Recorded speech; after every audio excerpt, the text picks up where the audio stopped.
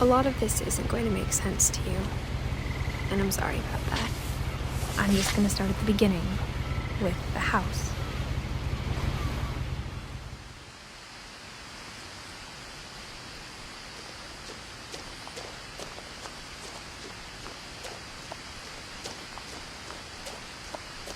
I lived here until I was 11, but I wasn't allowed inside half the rooms.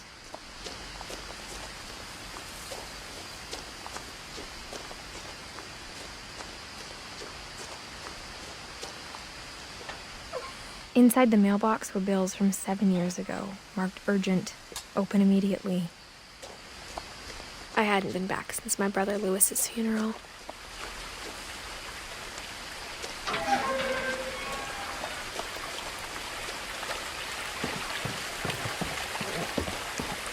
In her will, my mother left me a key, but didn't tell me what it unlocked. Maybe she thought I'd know. Or she thought that the mystery would be enough to bring me back.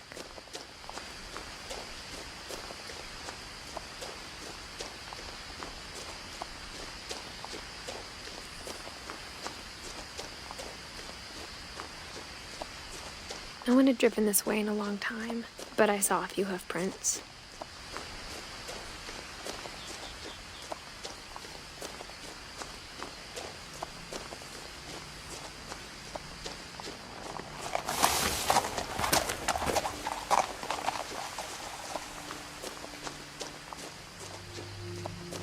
The truth is, even after I inherited the house, I never thought I'd come back to it. But now I had questions about my family that only the house knew the answers to.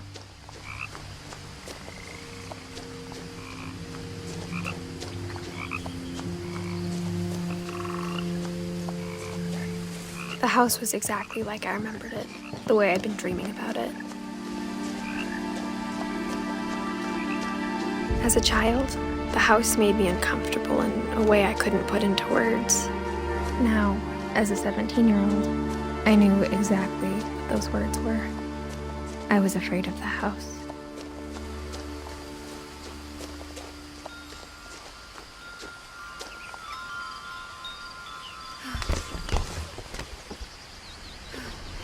Crawling through the doggy door used to be a lot easier when I was 11.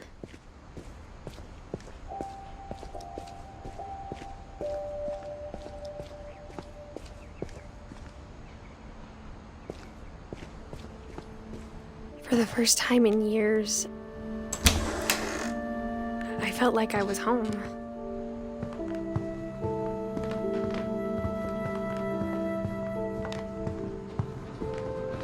Nothing in the house looked abnormal. There was just too much of it, like a smile with too many teeth.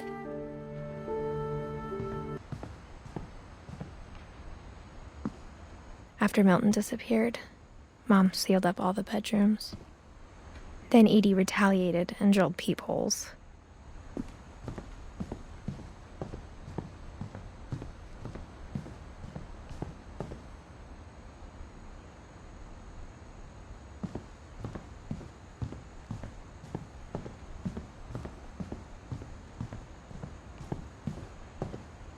I spent a lot of time playing in Great Uncle Walter's room. I think my mom sometimes regretted not sealing it up. Lewis told me there were secret passages, but I never believed him.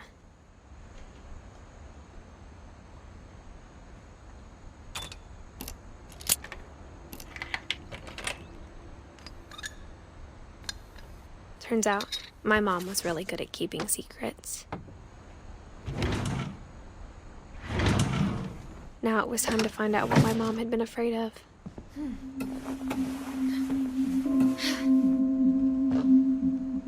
Reading this, maybe it sounds like I had a plan, but I had no idea what was behind that door.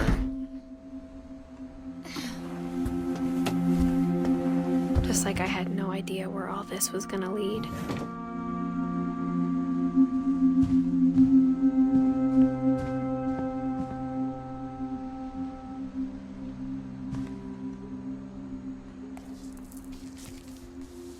December 13th, 1947. Dear Diary, I'll be gone soon, but I wanted to tell somebody about what's gonna happen. It started when Mom sent me to bed without dinner. I woke up and I was starving, so I looked around for something to eat. The gerbil food was dry, but I didn't mind it.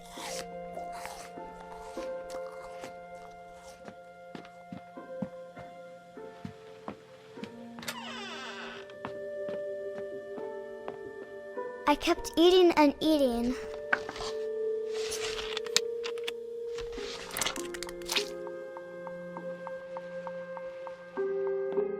I ate a lot of things that night.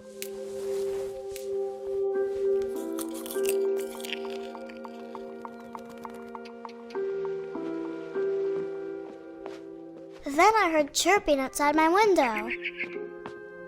It was a barn swallow going back to her nest. I reached out for her.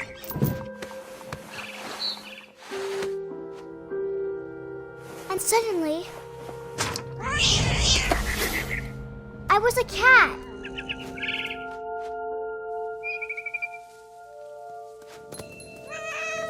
I tried to be quiet, but the bird was really scared.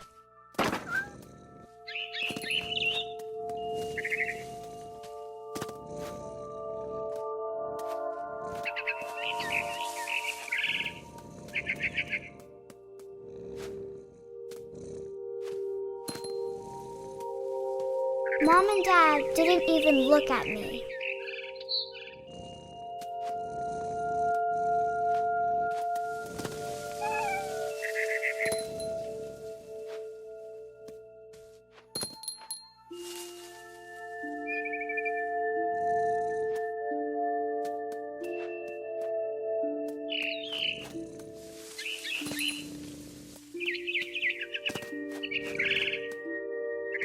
I jumped and I almost got her.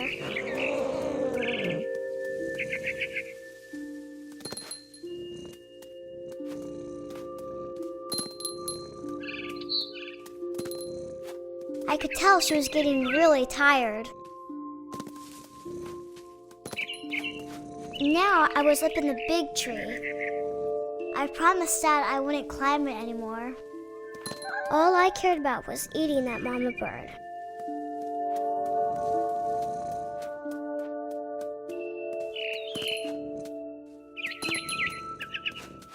I gobbled her up. And suddenly, I was an owl. First, all I heard was the wind. Then I heard little teeth nibbling in the grass.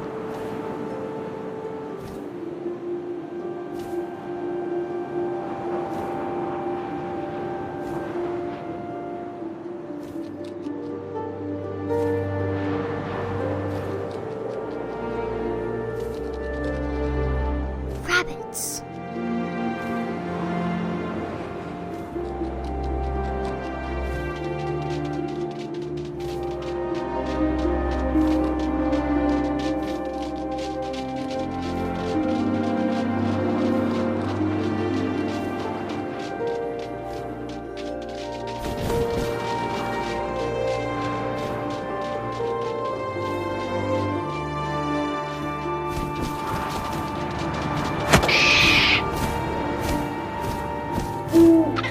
I imagined his face looking up and seeing mine through my talons.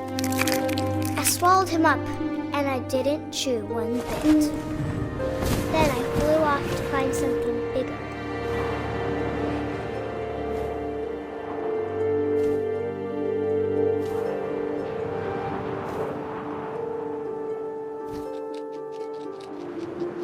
A mama rabbit.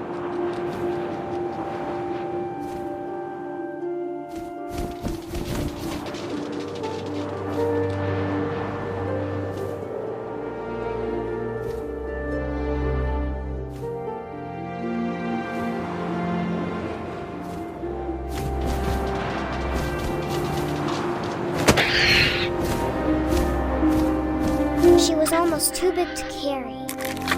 I started choking, but I couldn't stop eating. And suddenly, I was a shark.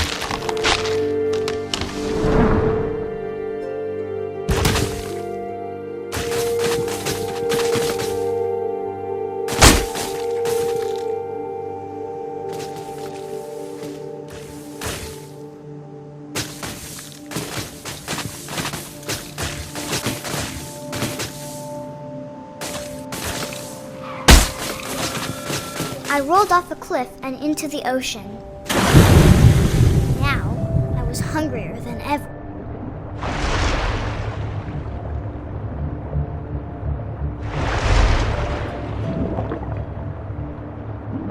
I wanted fat, juicy seals.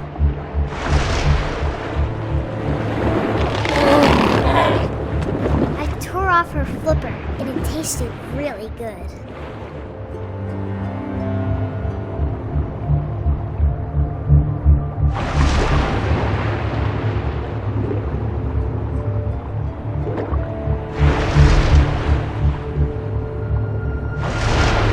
Grabbed on tight. But I was so hungry, I jumped out of the water. When I opened my eyes, everything had changed.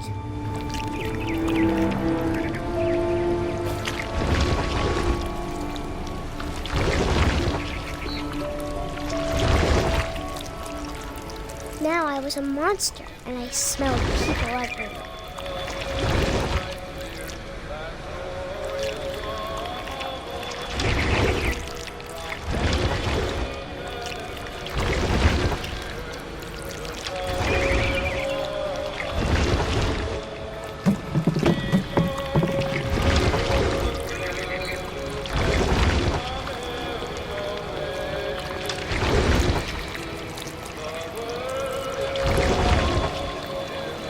I was big, but I moved real quiet.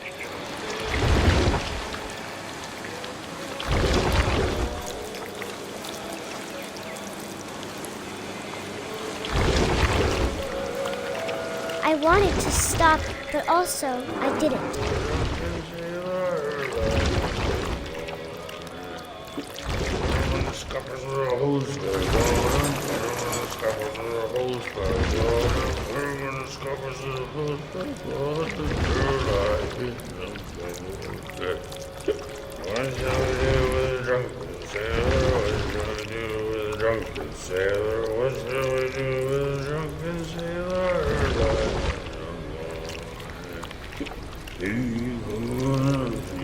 After the last passenger, I was still hungry. And across the water, I smelled something new. Something I had to have, so I swam towards it.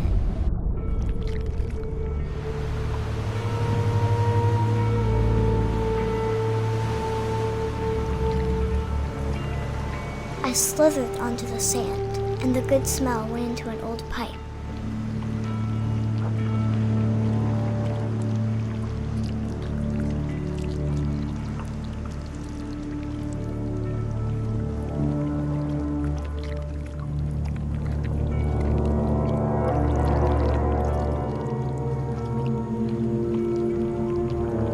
I got closer and closer.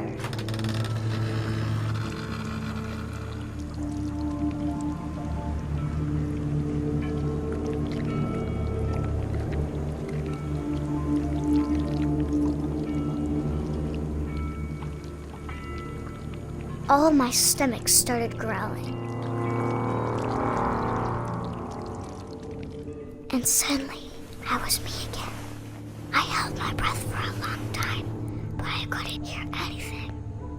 I think it's waiting for me to fall asleep. But it's not going to wait much longer. It needs to feed, and we both know I will be delicious.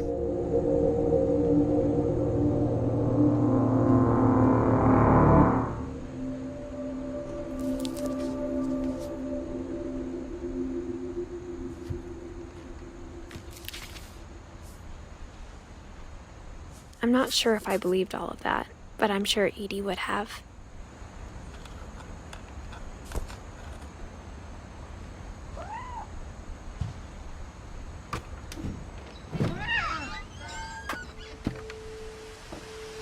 This will be obvious later, but my mom never told me any of these stories.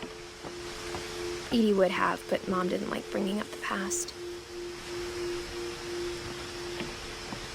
Though, when we adopted a stray kitten, she was the one who named it Molly. I spent a lot of time in Great-Grandma Edie's room. When Edie told people Sven was killed by a dragon, she could also have said he was building a dragon-shaped slide that collapsed. Her room was like a museum. For 500 years, the Finches have been famous throughout Norway for their fortune and misfortune.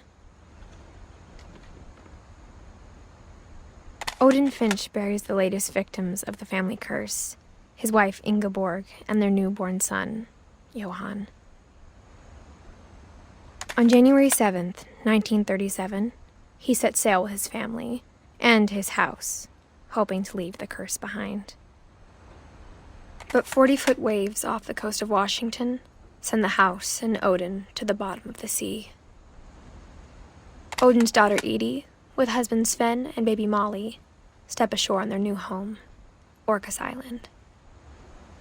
Odin Finch is the first to be buried in the new family cemetery. His daughter Edie is already dreaming of a new Finch house.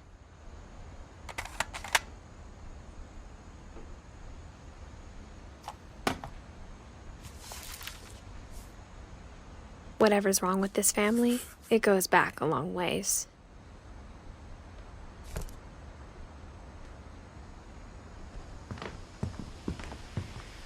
Louis died a week before we left, but Edie had already started to memorialize him. Edie knit me a new pair of gloves every year, just in time to replace the old ones.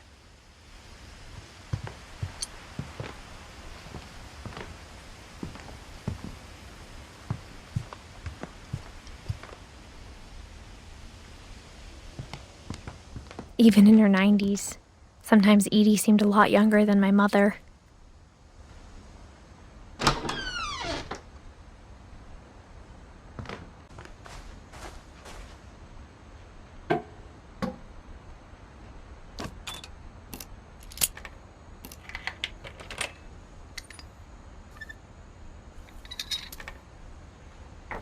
There's a secret in this bathroom.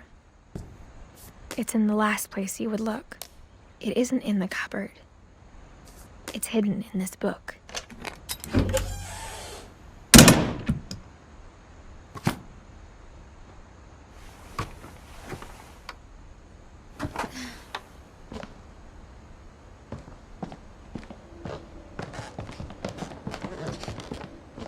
From the paintings on the wall, it was clear my brother Milton had been here before me.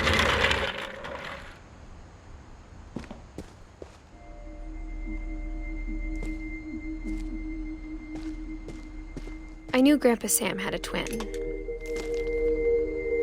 and that he never talked about him.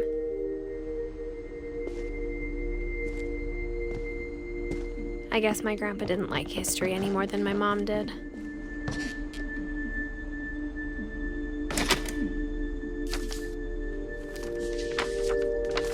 How I Want to Remember My Brother by Sam Finch. The thing I remember is that when he made up his mind, that was it.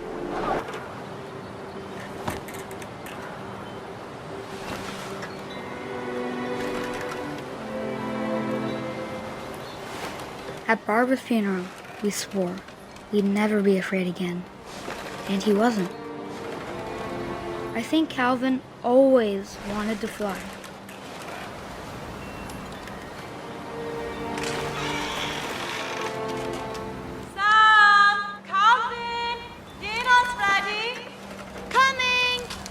But that day, he finally made up his mind to do it. I told him going around was impossible. Maybe if I hadn't said that. Calvin, I'm not going to tell you again. Maybe if the wind hadn't picked up. Then maybe he'd still be here. But I doubt it. I think he'd already made up his mind. That's what I want to remember about my brother.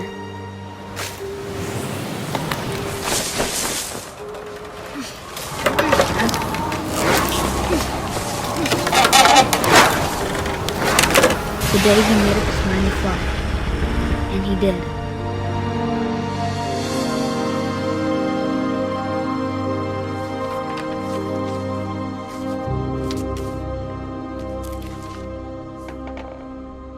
one story felt strangely familiar. When I was younger, I remember trying to do the exact same thing. After the funeral, Edie roped off Calvin's half of the room.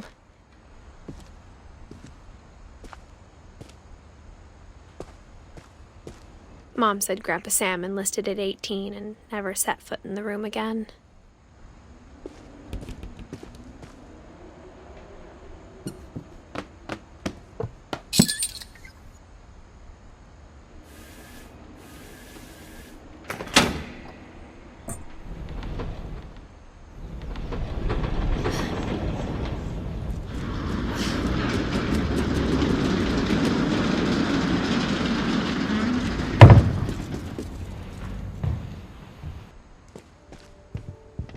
The passages were a pretty tight fit. They'd obviously...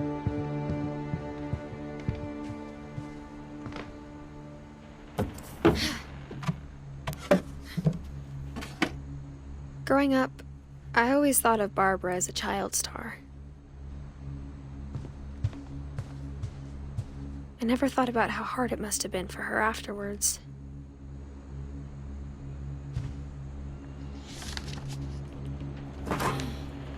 Of all the stories people wrote about Barbara's death, I'm surprised Edie saved this one.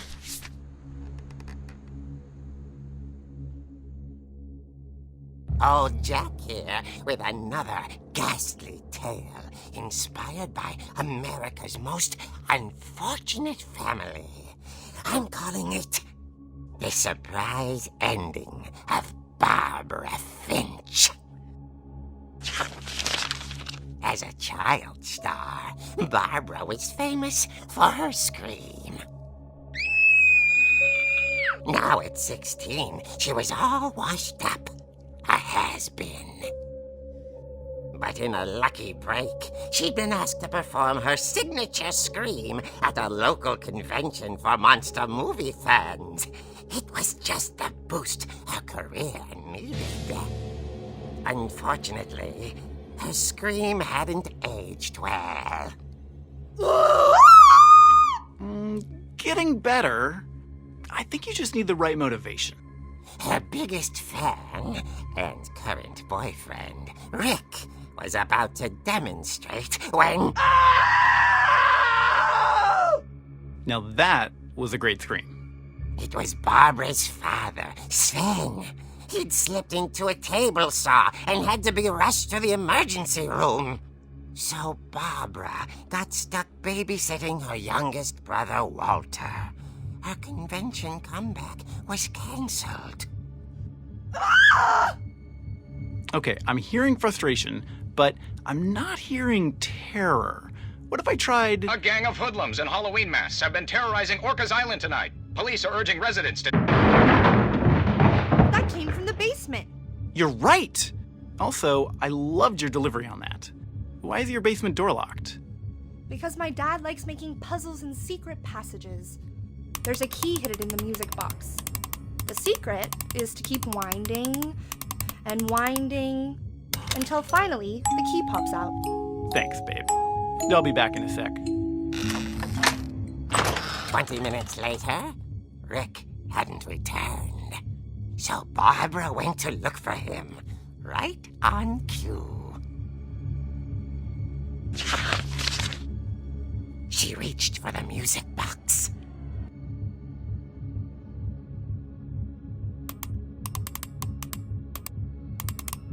And as she wound the key, she listened for Rick, but the house was silent.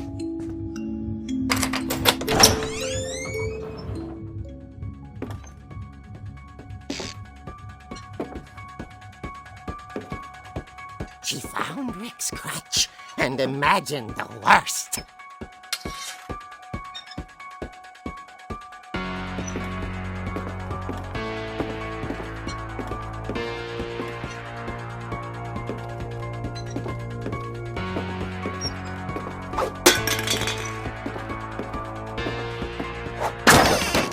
The gang's leader is the infamous Hookman killer, Dr. Carl Hamill, who impaled and then ate his family 10 years ago tonight.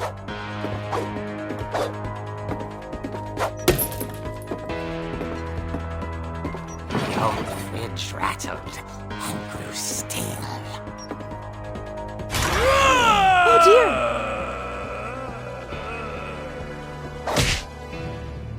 Oh! Rick?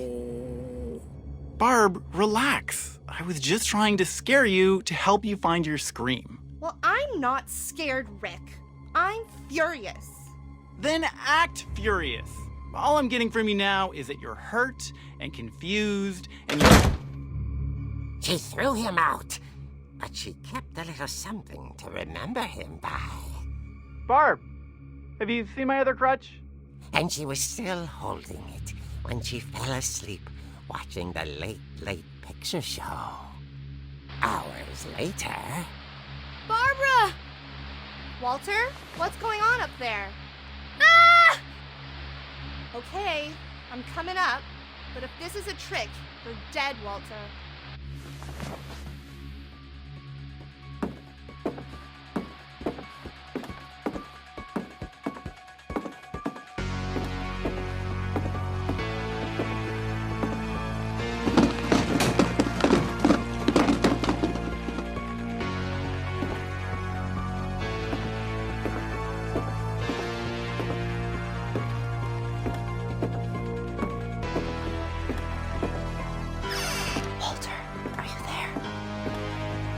Walter had vanished, but his bedside radio was still on. Orcas Island police describe the man as 6 feet tall, with a steel hook for a hand. Residents are urged to lock all doors and windows and notify the police of any suspicious activity. Barbara turned, saw the hook man, and was speechless. He was quite smashing.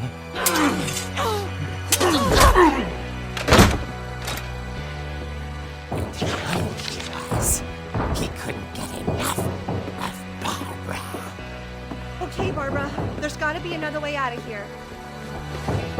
That night, she played her part beautifully.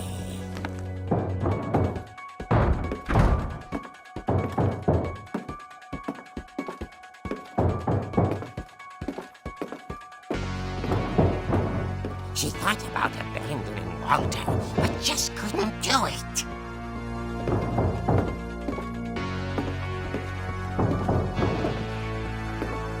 Molly's door hadn't been opened in years. The hinges groaned.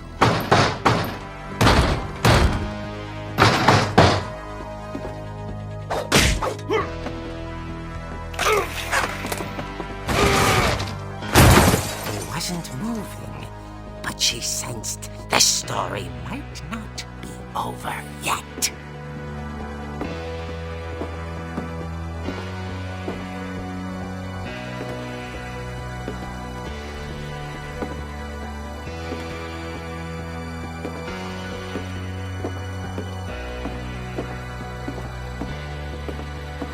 The hookman had vanished. She listened for his breathing, but all she heard was...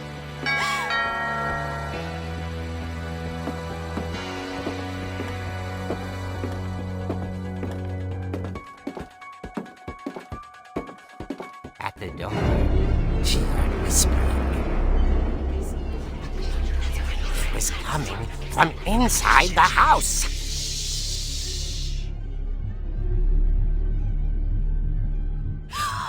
Oh dear. The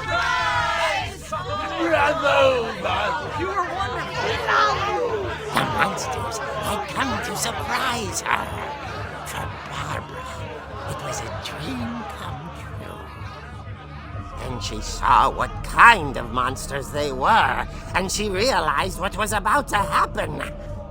She was going to be famous. And with her final breath, Barbara Finch gave the performance of her life.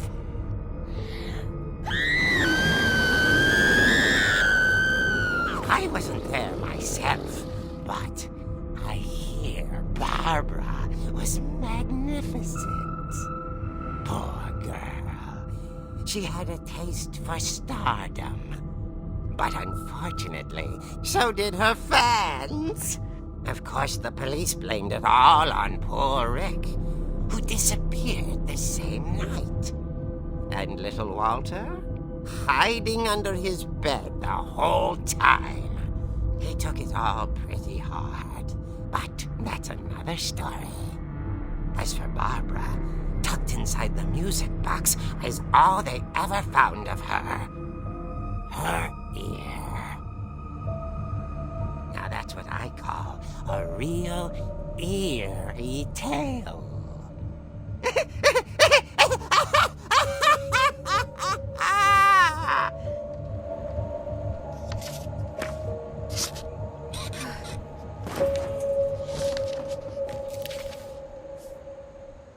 Edie told me all Barbara wanted was to be remembered, as absurd as that comic was. Maybe what Edie saw was a happy ending.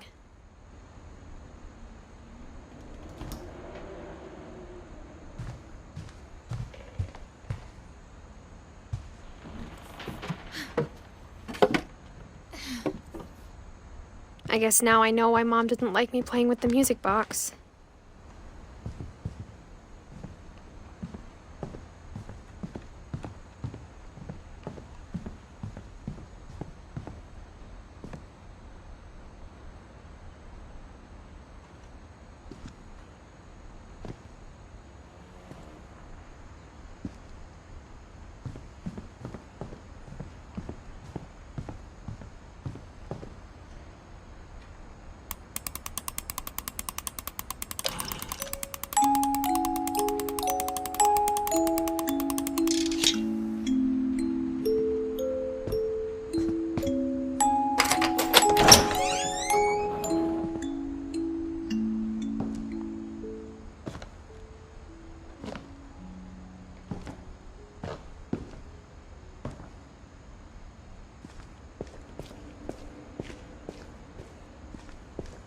Mom said the basement was off limits, unless I wanted another tetanus shot.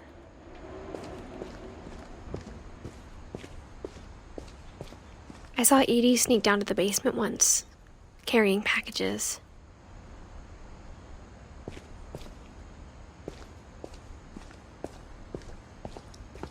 I thought maybe she was hiding presents. It turned out she was hiding a lot more than that.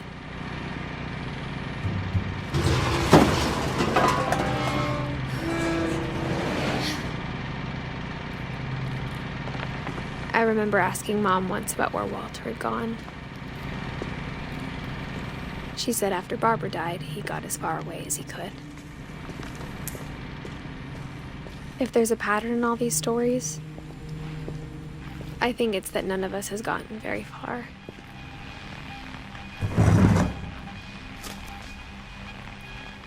Goodbye, everyone. I can't believe I've been down here for 30 years. On that first day, after the shaking started, I didn't think I'd survive a week.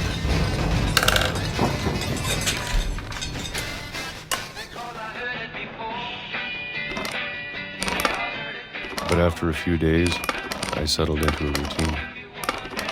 That's what kept me sane.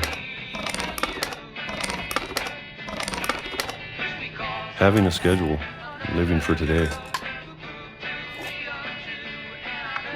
I always expected to be dead tomorrow. But if you wait long enough, you get used to anything.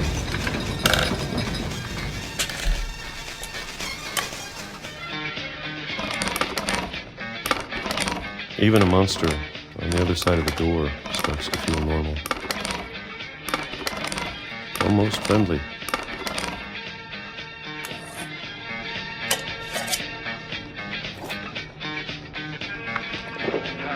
And then one day, everything just stopped. Whatever that thing was, it was gone. Maybe it got tired of waiting. Or maybe I just got tired of being afraid.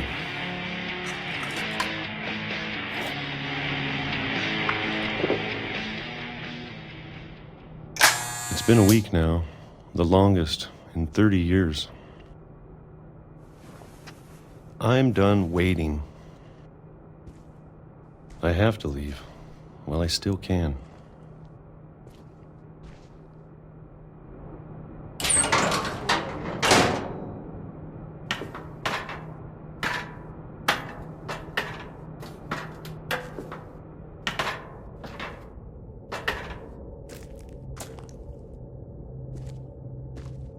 I know it's out there somewhere. Whatever killed Barbara and Molly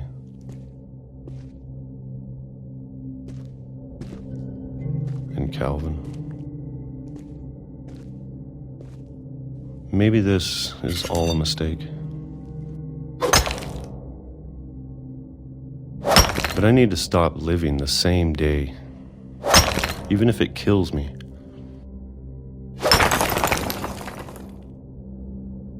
Whatever's out there, I want you to know I'm ready for it. I'm going to appreciate all of it, especially the food. I don't mind if I only have a year left, or a month, or a single week. I'd be happy with one new day. I can already imagine the sun on my face.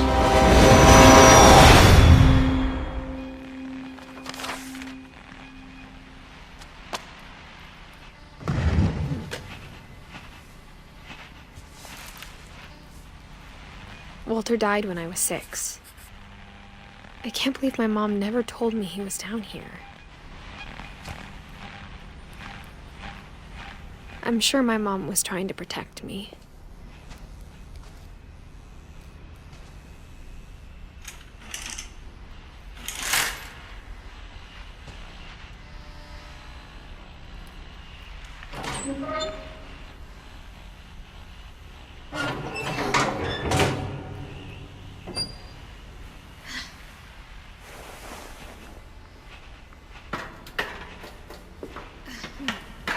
Maybe she was afraid I'd end up like Walter. But if she never told me about an uncle under the house, I can only imagine what else she was hiding. I don't want to make the same mistakes she made. Trying to bury something that's still alive. Now that there's only one of us left, or maybe 2, I thought it was time I heard the stories for myself and found out what happened to everyone else. But now I'm worried the stories themselves might be the problem. Maybe we believed so much in a family curse, we made it real.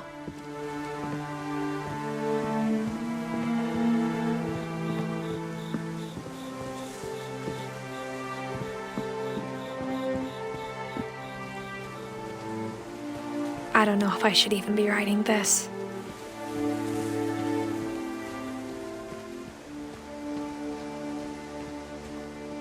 Maybe it'd be better if all this just died with me.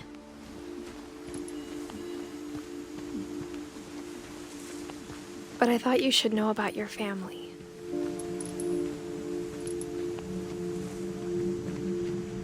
And the history you're a part of. Though to be honest, I feel as lost as you probably do right now.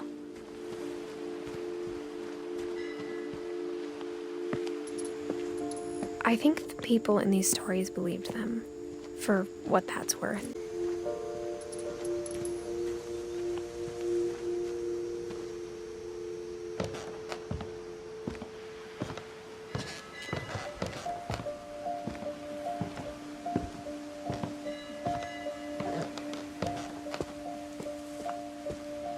And when you look at the house, that history of imagination and stubbornness and madness, any of it seems possible.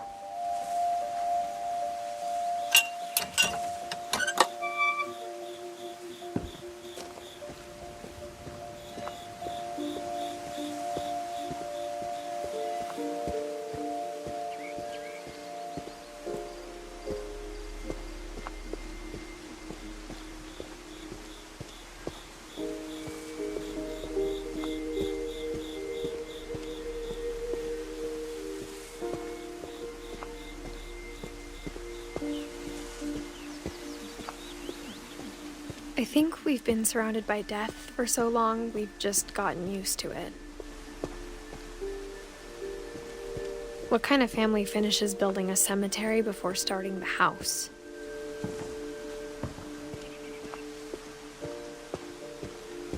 It's embarrassing for me to admit this, but the pet cemetery made me more uncomfortable than the human one. 3 of the gerbils were mine, and 2 had been my fault. Sven built the house, but it was Edie who designed the cemetery.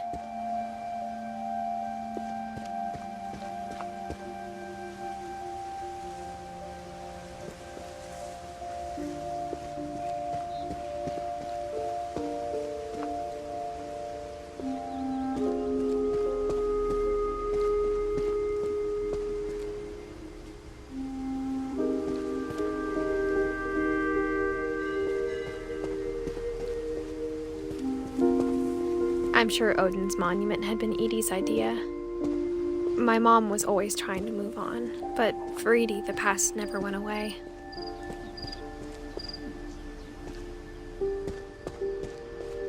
She could see it poking out of the water at low tide.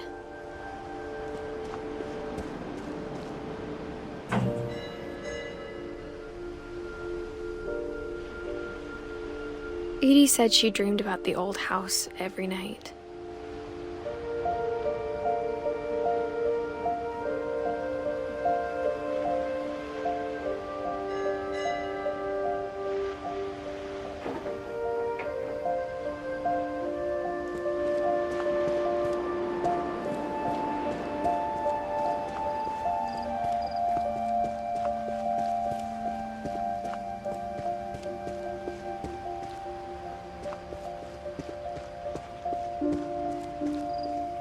Edie's side was always easier for me to understand. But the older I get, the more I can see where my mom was coming from. She lost 2 of her brothers, just like I did. I get why she tried so hard to protect us.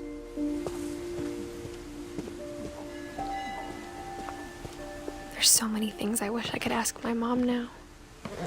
Part of me thinks this is what she wanted all along. For me to come back someday and find everything out for myself.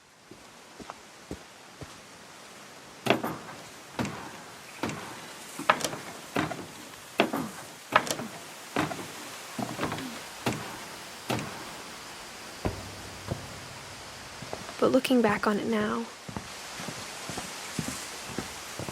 if she told me there was going to be so much climbing, I never would have come when I was 22 weeks pregnant.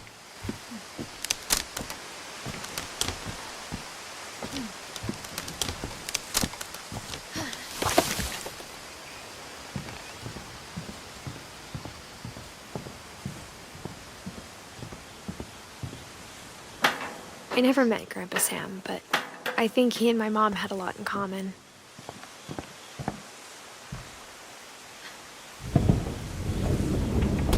They were both pretty intense. Instead of hiding from death, Sam seemed to go out of his way to meet it.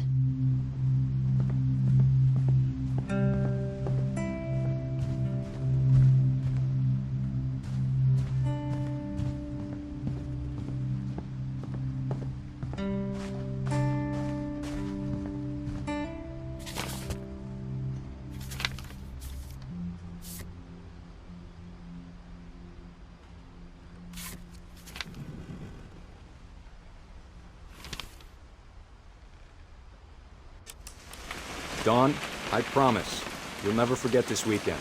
Yes, sir. These memories are gonna last a lifetime. Am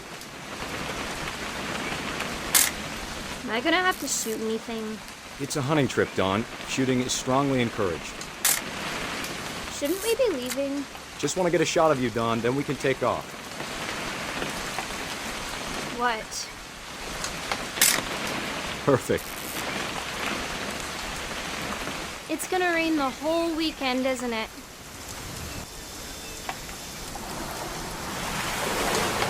I will never forget this weekend, Dad. That's the spirit. Okay, got it. I'm gonna take some... Definitely should not have drunk all that coffee. Hold still while I take a picture of you. I definitely won't be moving. Are you done yet? Hey! That's a keeper. Nothing quite like being outside. I'm just saying, I'm not always gonna be here, Dawn. You'll need to remember this stuff, if you want to survive. I'll be fine, Dad. You know who else thought he was gonna be fine? Some guy who died. Dawn, I'm being serious. I know, Dad. You're always serious. Doesn't being out here make you want to chill out? Dad! Good eyes, Dawn. Before you take the shot, let me get a picture of him.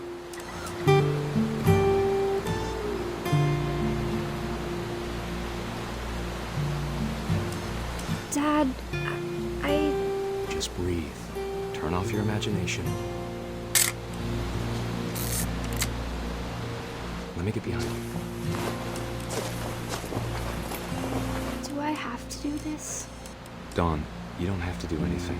But if you want to survive, you'll need to be strong.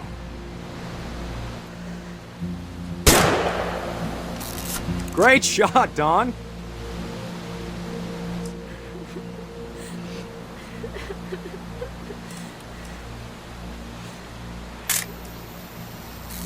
I'm proud of you, Dawn.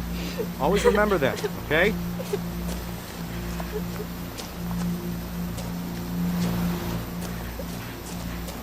Dad, it's twitching.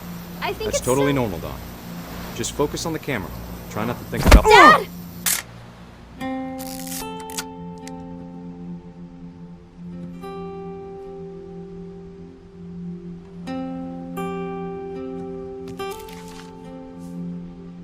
Of all these stories, that's the one I wish most that my mom had told me.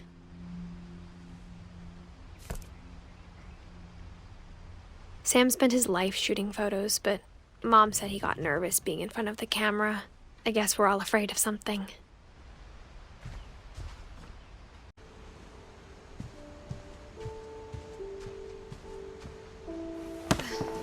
After Sam died, my mom and Edie got really close. They'd both lost a lot.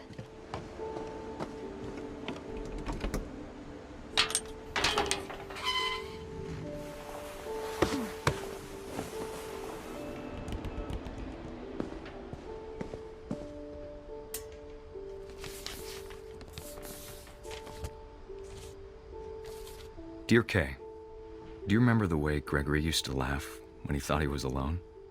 Like something funny was happening, but only he could see it.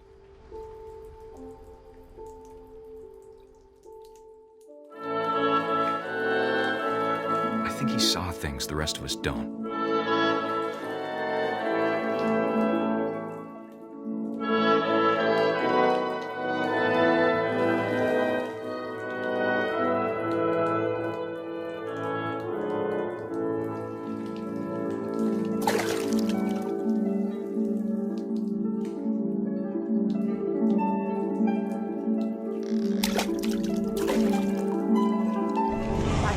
Gregory, it's time to... Hold on, sweetie. Hello? Sam, I told you I don't want to check right now. I wonder what he saw. What his world was like.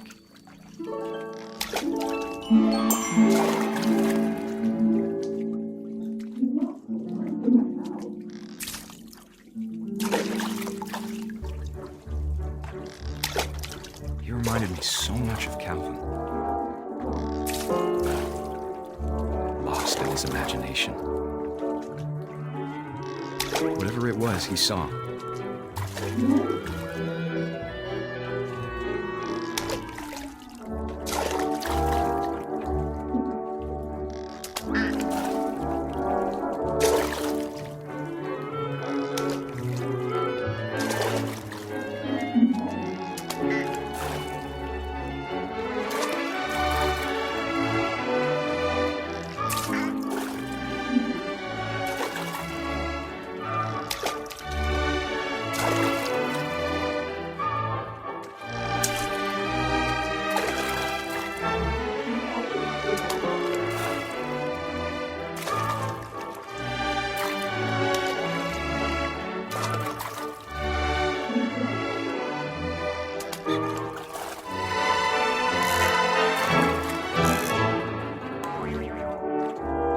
sure made him happy.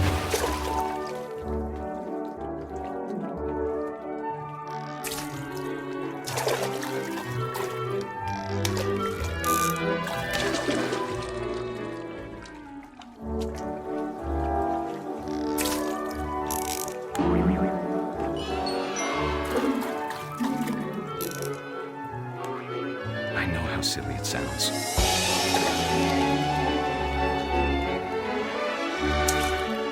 But I worried about a baby being too happy. I could feel her slipping away. Sorry about that, Gregory. I know you did everything you could. Maybe if I hadn't called that night. Damn it. Hold on, I don't want Gregory to hear this. I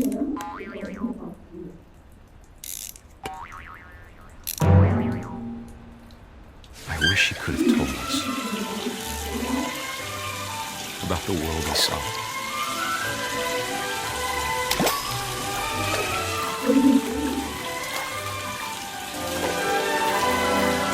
There's so much I don't understand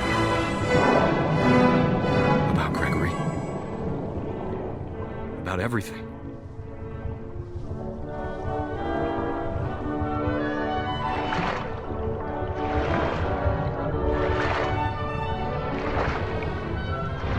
But I know what happened wasn't your fault.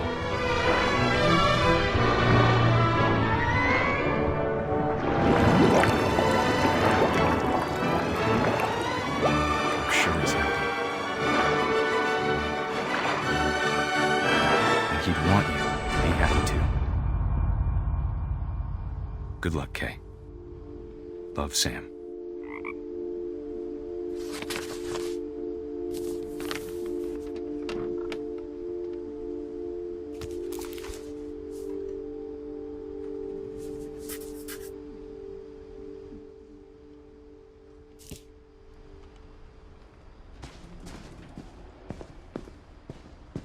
I can't imagine my mom ever writing poetry, and yet...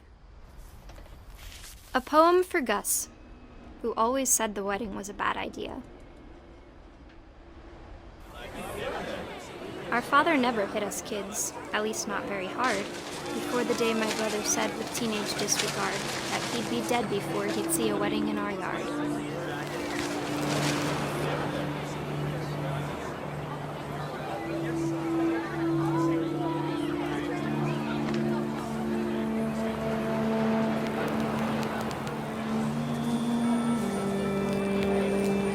My father made them come, of course, but Gus stood far apart, just flew his kite and bottled up the storm inside his heart.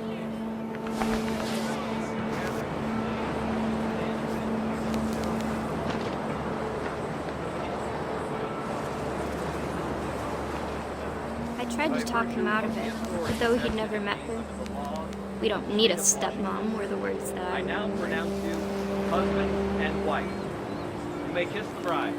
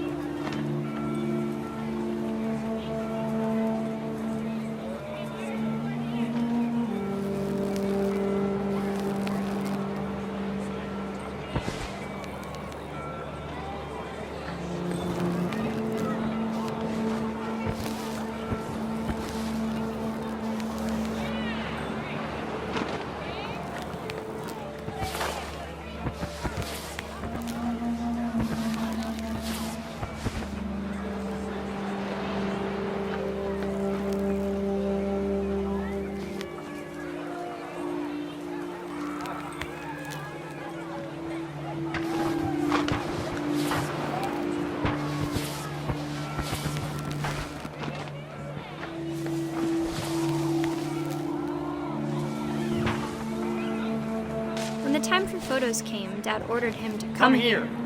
But Gus declined, and as a sign held up his middle finger.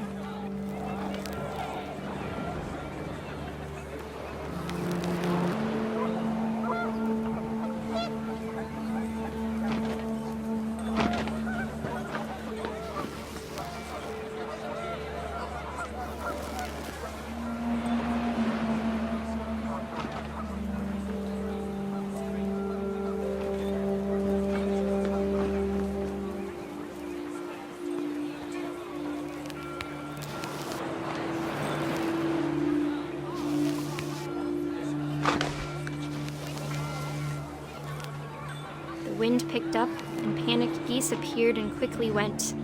But all the humans did that day was go inside the tent.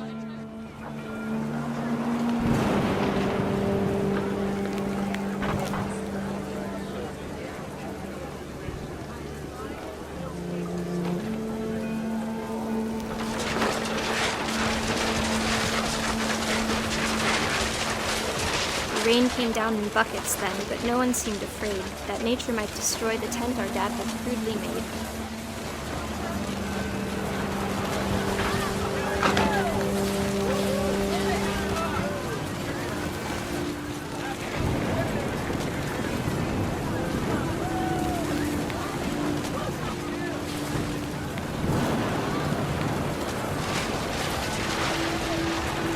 Thunder sounded much too close and full of angry power. But all my father said to this was, "Make the music louder."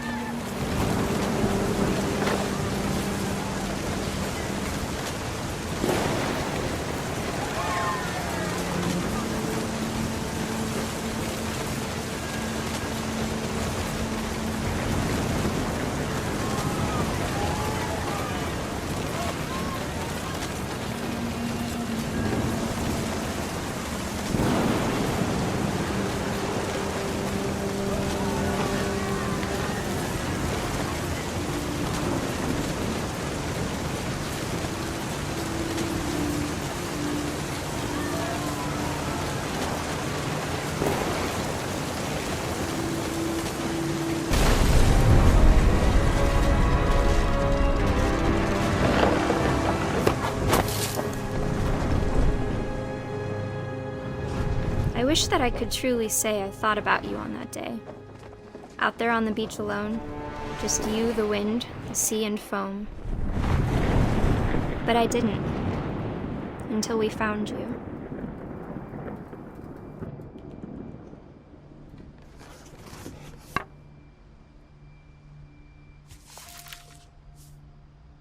She never talked about him, but Mom told me once if I was a boy, they were going to name me Gus.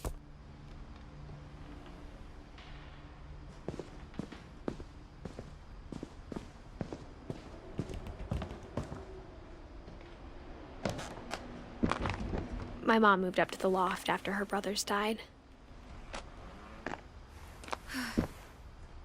At the time, it was as far away as she could get.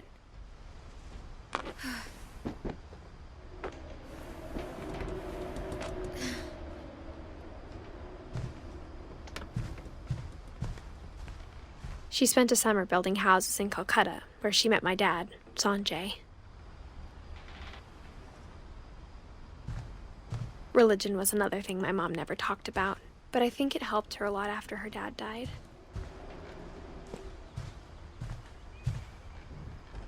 My mom moved to India a week after graduation and got a job teaching English. Louis was born a year later.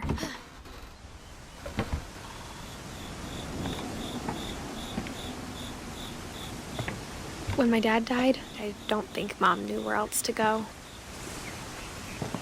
I'm sure Edie was happy to have her back. The house had to get a little bigger, but Edie was used to that. And for a while, things were good. Almost normal, but it didn't last.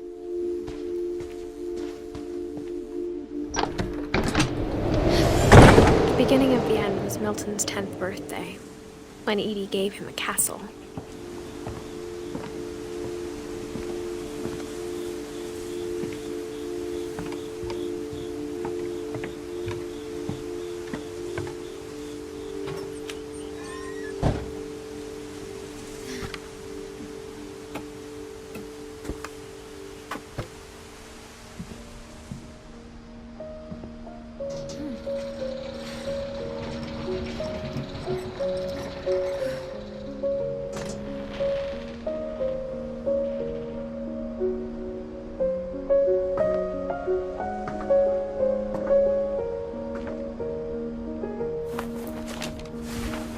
Milton Finch in The Magic Paintbrush.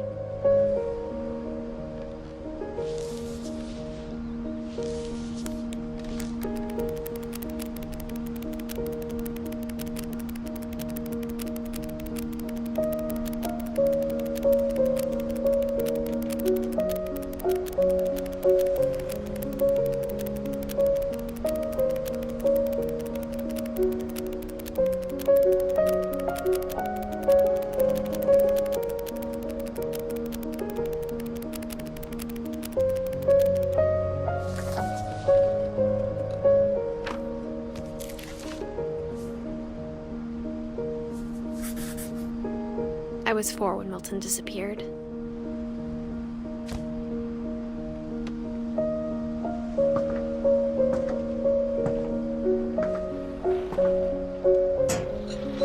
Mom spent months searching for my brother.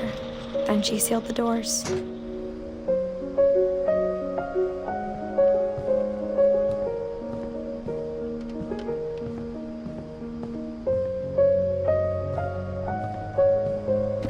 Whatever Milton had found in the house, Mom didn't want it getting out.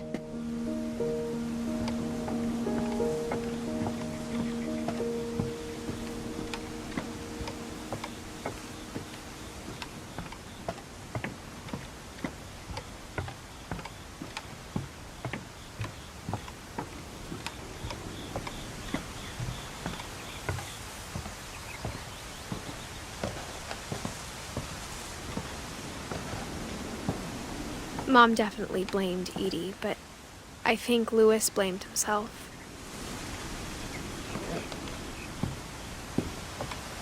After he graduated, he just spent more and more time in his room, until Mom got him a job at the cannery.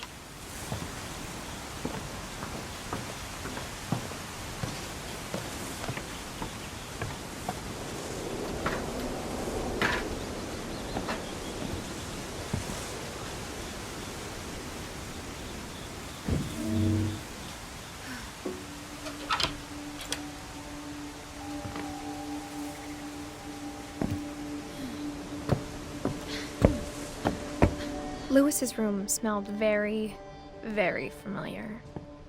That part of him lived on. Louis and I spent a lot of time playing games together, but he was surprisingly bad at them. He died a lot.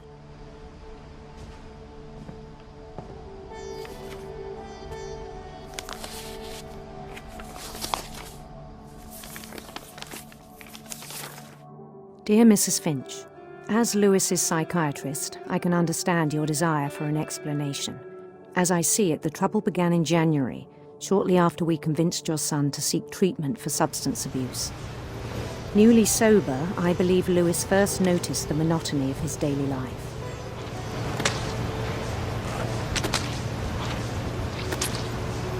He kept working at the cannery, but he withdrew part of himself.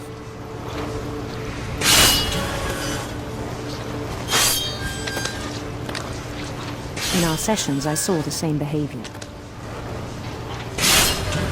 His mind began to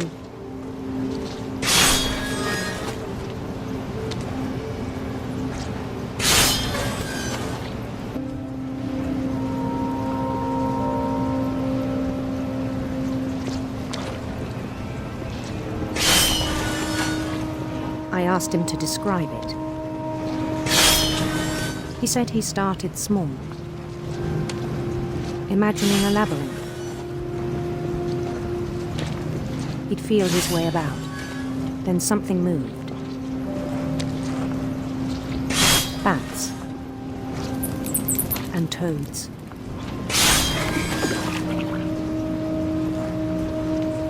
And things that have not names. He knew it was all in his head. But he took it very seriously. I had hoped he'd find himself.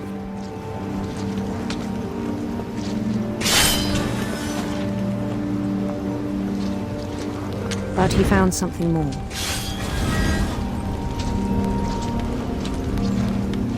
I worried about him then, daydreaming at the cannery. I spoke with his boss.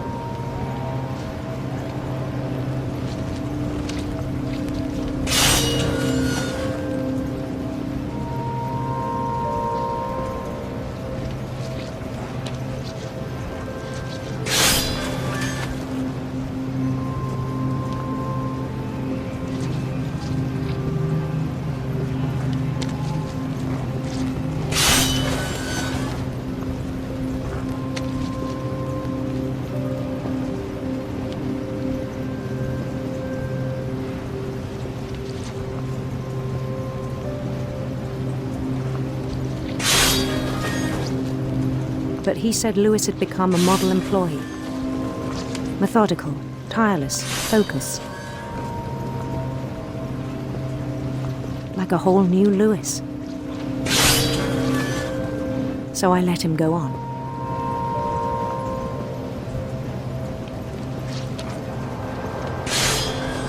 I even encouraged him. It seemed very promising at first.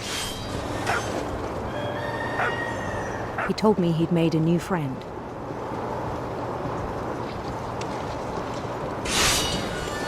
On the edge of a city he named Lewis Topia.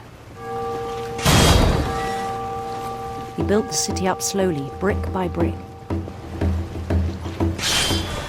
Then he made musicians.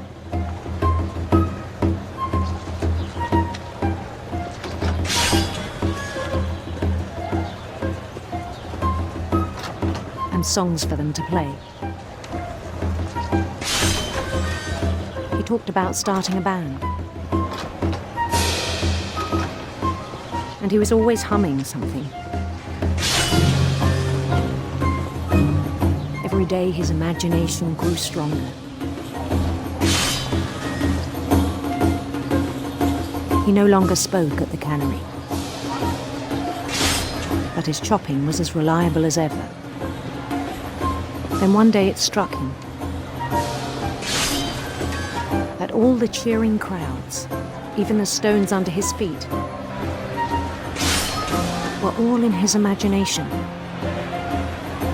so he could do whatever he wished.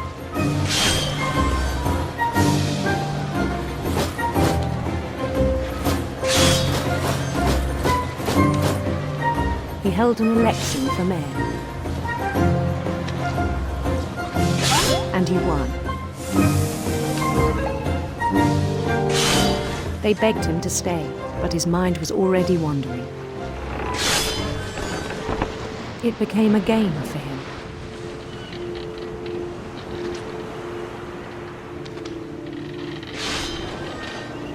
He'd conquer a city, then immediately push on. New Louisville.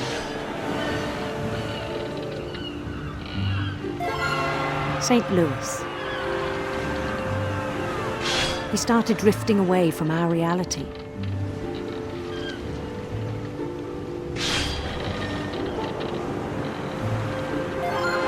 Minneapolis, until one day he forgot to go home from the cannery. Even as his mother pleaded with him, part of Lewis kept sailing on.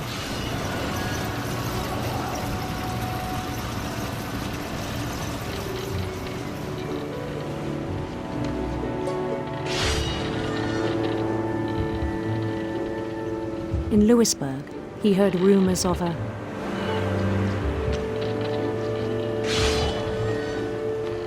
handsome queen.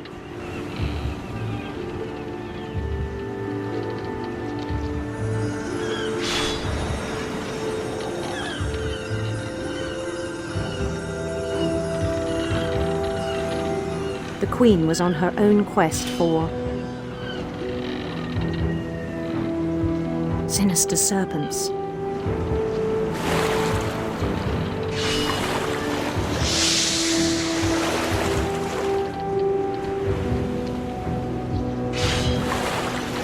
He followed the sound of her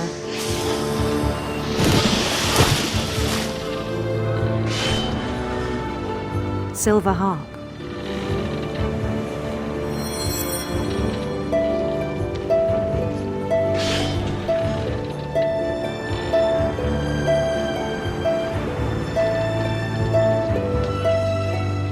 His chase led him to a golden palace east of the sun and west of the moon. Even then, his logic remained sound.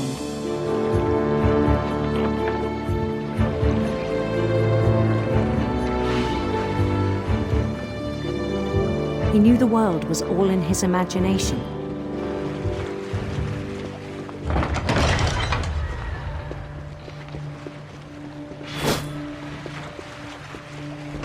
But he was so proud of having created it.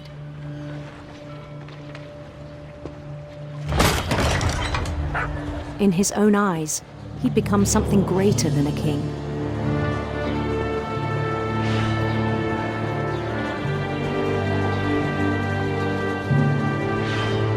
For someone who'd never known success in the real world, I think it was overwhelming. And then it struck him that the real Lewis was not the one chopping salmon, but the one climbing the steps of a golden palace.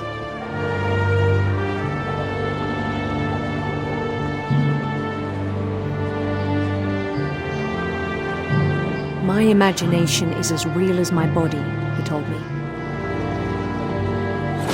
It was hard to argue with him.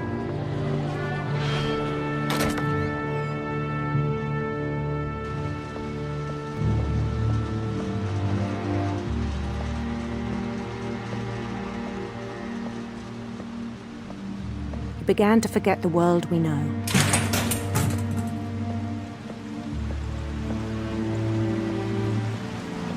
I think it pained him to remember Lewis, the cannery worker.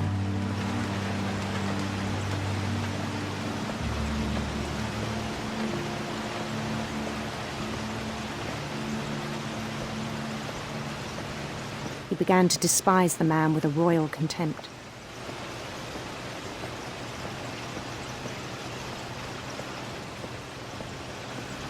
I still thought I could save him. Even after he said he was being crowned king over all the lands of wonder. The palace would be packed with his companions.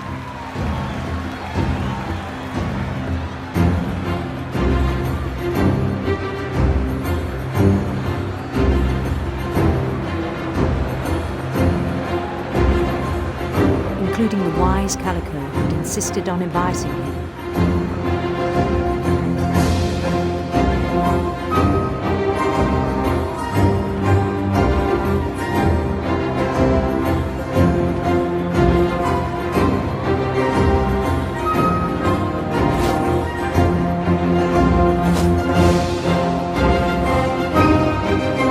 His queen waited, holding his crown.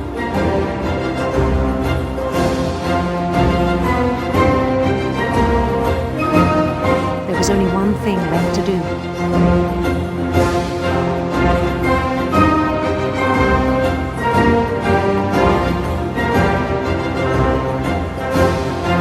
Bend down his head.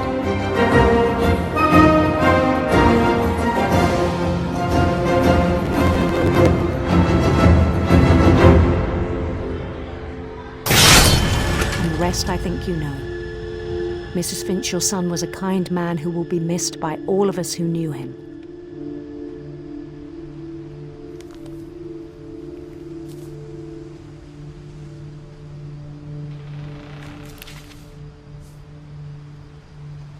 My brother was really cool. I wish you could have met him.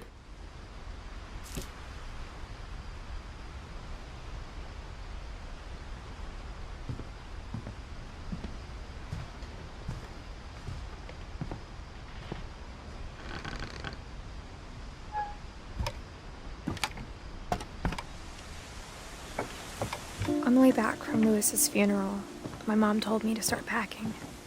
She waited until the day before we left to tell Edie. I'm not sure if she wanted to make it easier or harder.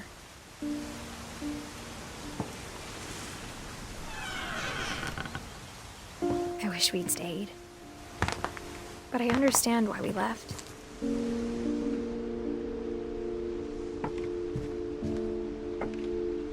My mom ended up leaving everything behind. What happened that night had been coming for a long time. Maybe it should have come sooner.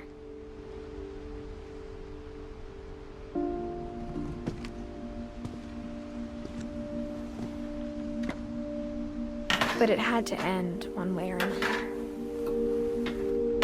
All that's left now is to tell you about that last night.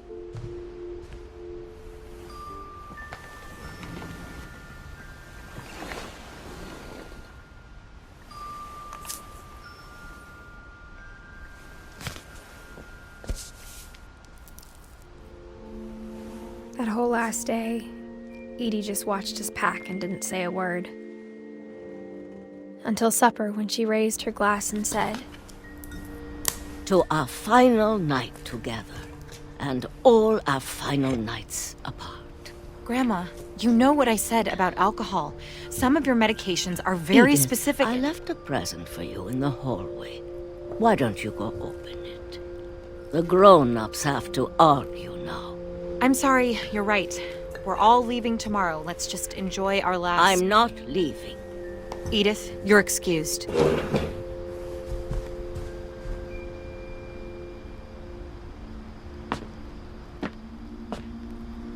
The power had been shut off that morning, but Edie always had plenty of candles. When my mom sealed the library, I don't think she knew about the other entrance, or that Edie had a key to it.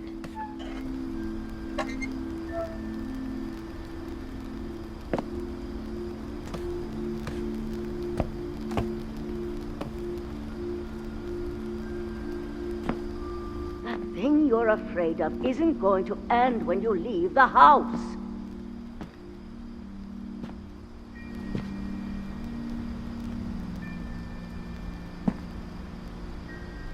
Edith has a right to know these stories. My children are dead because of your stories.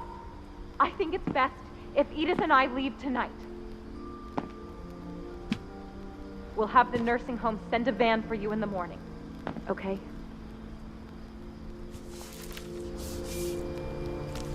Dear Edith, there's so many stories I wish I could tell you, but there's only time for one. This is about what happened on the night you were born. That night, the tide went way, way out. It was the first and last time I ever saw the old house aground. There'd been an earthquake out in the middle of the ocean. They called it the lowest tide in 1,000 years. God, it smelled awful. You know, I've seen that house every day of my life.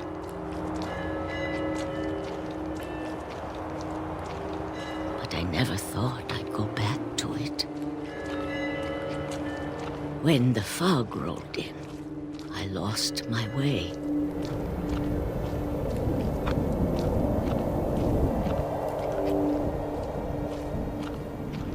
I got turned around.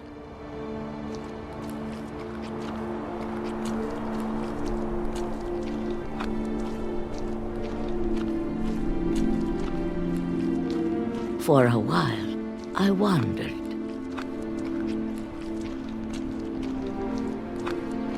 I started seeing things.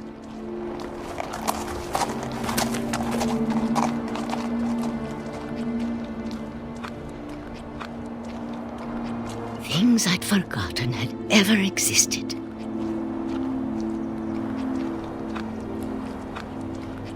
But when I saw them, they felt like old friends. That night, a lot of things came back to me.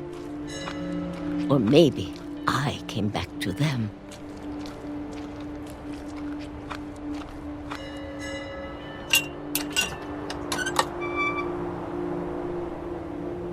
Things I can't explain, but that I need you to try and... Edith, what are you doing in here?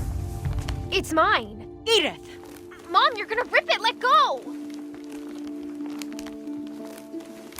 I kicked and screamed, but Mom dragged me to the car.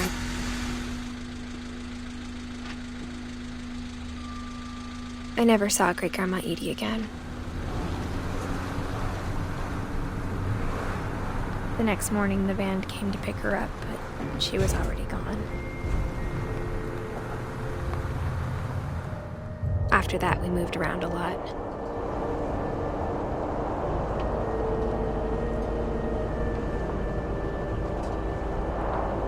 We both tried to make the best of it.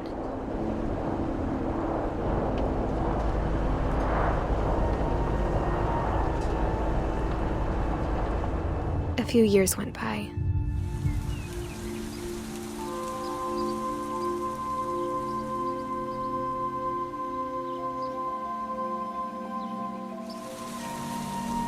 My mom didn't like to talk about it.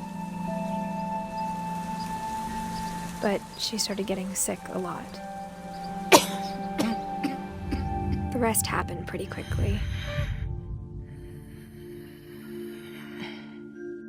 She got better for a while, and then she didn't.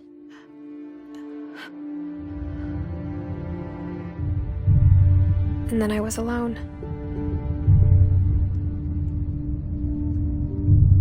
The last Finch left alive.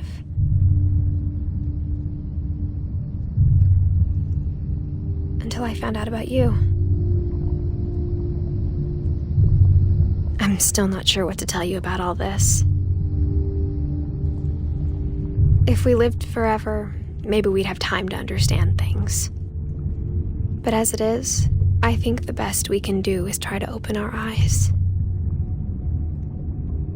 And appreciate how strange and brief all of this is. This journal was supposed to be for you. But now I hope you'll never see it. I just want to meet you and tell you all these stories myself. But I guess if you're reading this now, things didn't work out that way.